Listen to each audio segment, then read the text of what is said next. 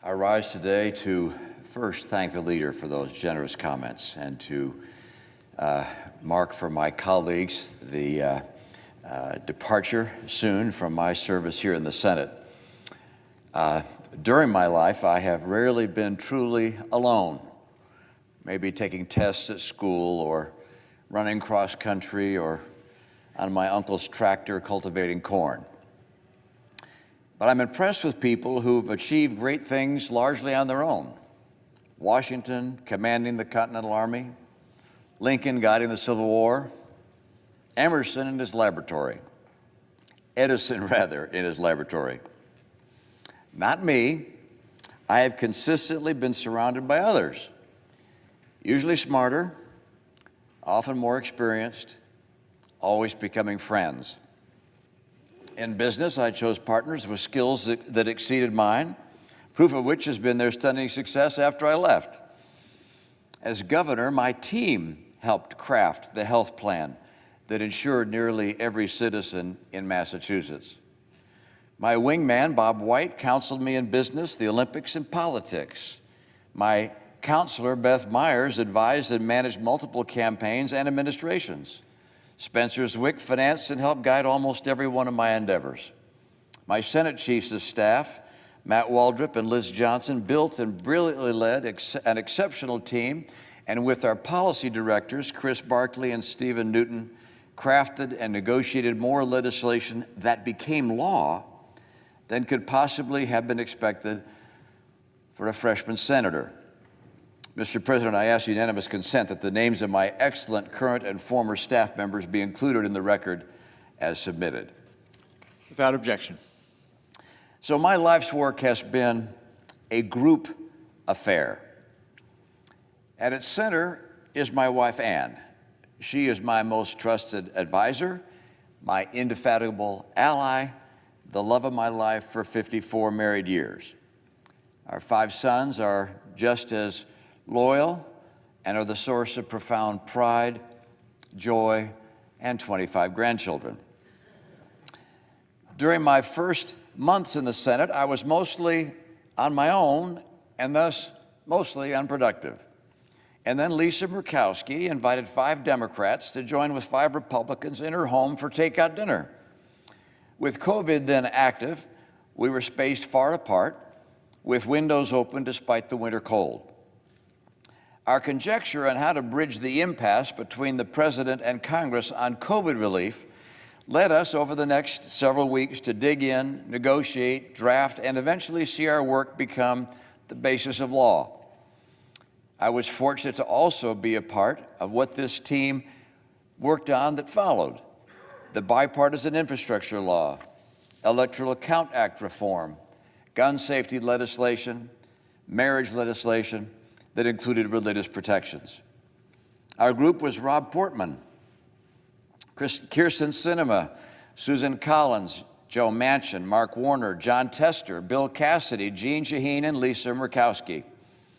We'd each come to Washington to enact law that would help people, and that's just what we did. We accomplished together what we could have never done alone. So I will leave this chamber with a sense of achievement, but in truth, I will also leave with the recognition that I did not achieve everything I'd hoped. Among other things, the scourge of partisan politics has frustrated repeated efforts to stabilize our national debt. Without the burden of the interest on that debt, we would be able to spend 3 times as much as we do on military procurement. 3 times as many aircraft, 3 times as many ships, 3 times as many drones, spacecraft, cyber defenses. Or alternatively, we could spend double the amount we spend on Social Security benefits every month. Our national credit card is almost maxed out, and America risks becoming debt poor. Now, my biggest surprise in the Senate has been how much I enjoy the other senators on both sides of the aisle. And the truth is that while I may not miss the Senate itself terribly much, the 10-minute votes that last an hour, the unknowable schedule of votes, the myriad meaningless votes, the absurd passion about inconsequential votes, I will very much miss you, my fellow senators. For among you are some brilliant, some entertaining, some kind and generous, and all patriotic. It's an honor to have been able to serve with you. It's also been an honor to represent the people of Utah, the state of my family heritage. What sets Utah apart is not just its beauty and vibrant economy, it is the admirable character of its people. Now, it's customary to end remarks with these words, God bless America. That has never seemed jarring or out of place to me because Americans have always been fundamentally good. From our earliest days, we have rushed to help neighbors in need, as de Tocqueville noted. We welcome the poor, the huddled masses yearning to breathe free. We've respected different faiths, as our first president confirmed to Muslims and Jews. United we stand is a fitting refrain. As the leader of the free world, our sons and daughters have fought time and again for liberty, and our treasure has buoyed freedom fighters around the globe. Like all people, we've made mistakes, some grievous, but often our mistakes have come from misguided understanding.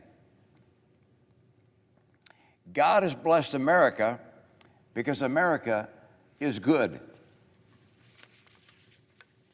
There are some today who would tear at our unity, who would replace love with hate, who deride our foundation of virtue, or who debase the values upon which the blessings of heaven depend.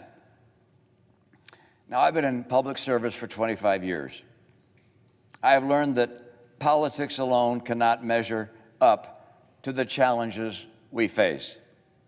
A country's character is a reflection not just of its elected officials, but also of its people.